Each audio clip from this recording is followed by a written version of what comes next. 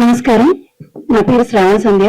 ఇండస్ట్రీకి వచ్చి దగ్గర 25 సంవత్సరాలు పూర్తవుతున్నా ఇంకా క్యారెక్టర్స్ కోసం వెయిట్ చేస్తూనే ఉన్నాం.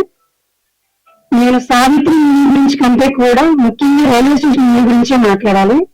2012లో నాకు అప్పటికి గమ్యం హీరో కొన్ని సినిమాలు అయిపోయినా ఒక క్యారెక్టర్ పర్టికులర్ గా కృష్ణమాయ గారు పిలిచి 10 days ఉంటుందండి మా షూటింగ్, మొత్తం ఓవరాల్ షూటింగ్.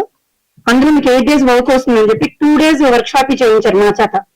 సార్ మాకు వచ్చు సార్, మేము నేర్చుకున్నాం సార్, మేము చేస్తాం సార్ అంటే, కాదండి మాకు చిన్న బడ్జెట్, కొద్దిగా మాకు సపోర్ట్ చేయండి, ప్రొడ్యూసర్స్ కి సపోర్ట్ చేసి సీన్స్ మేము బిఫోర్ గా ప్రాక్టీస్ చేస్తే చాలా ఫాస్ట్ గా అయిపోతుంది అన్న.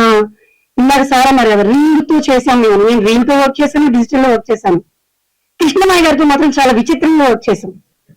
ఎందుకు అంటే 3 days 2 days మాకు వర్క్ షాప్ చేసిన విషయం పక్కన పెడితే ఓవరాల్ మూవీ 8 days లో ఫినిష్ చేసుకున్నాం నేను రామోజీ ఫిల్మ్ సిటీలో. అందులో ఒక ప్రాస్టిట్యూట్ క్యారెక్టర్ అండి. బేసిక్ గా నాకు చాలా క్యారెక్టర్స్ ఇష్టం, కానీ ఎస్పెషల్గా నాకు ఆ క్యారెక్టర్స్ ఎందుకో చాలా ఇష్టం. చాలా మంది ఇష్టపడరు ప్రాస్టిట్యూట్ క్యారెక్టర్స్ అంటే, నాకు ఎందుకో స్పెషల్ గా క్యారెక్టర్స్ అంటే చాలా ఇష్టం.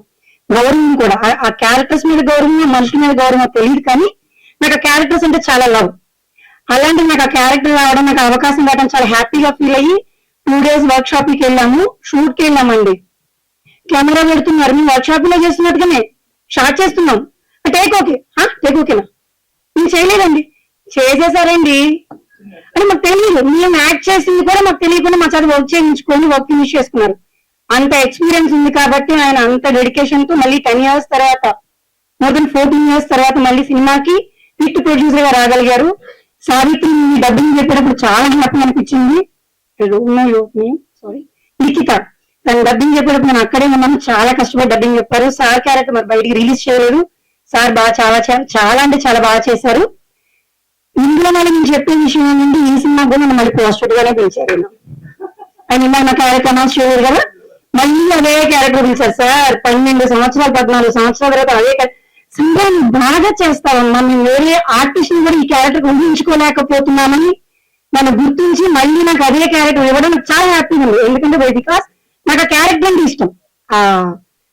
ఎస్పెషల్లీ ఆ క్యారెక్టర్స్ అంటే ఎందుకు ఇష్టమో నిజంగా చెప్పలేను. నాకు ఇంకా వచ్చినప్పుడు నా క్యారెక్టర్స్ చేస్తాను. ఇప్పుడు నాకు దగ్గర ఒక 5 సినిమాల్లో చేస్తుంటాను ఆ క్యారెక్టర్స్ ని. రైల్వే స్టేషన్ నాకు చాలా మంచి పేరు తెచ్చిన క్యారెక్టర్ విషయంలో.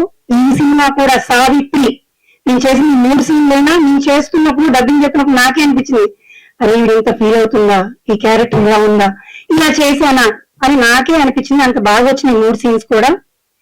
మీరందరూ సినిమాని ఆదరిస్తూ, సినిమాతో పాటు మీరు అందరూ యాక్ట్ చేసిన యాక్టర్స్ అందరినీ బ్లెస్ చేస్తూ సినిమా హిట్ అవ్వాలి, కృష్ణమాయ గారు ఇలాగే ఇంకా సినిమాలు చేస్తూ ఫోన్ గా ప్రొడ్యూస్ చేసి ఇంతమంది ఆర్టిస్టుని కొత్త ఆర్టిస్టులకి ఎంకరేజ్ చేయాలని చెప్పి కోరుకుంటూ, thank you so much.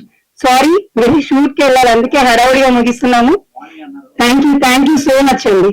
All the best Savitri team మొత్తానికి. Thank you.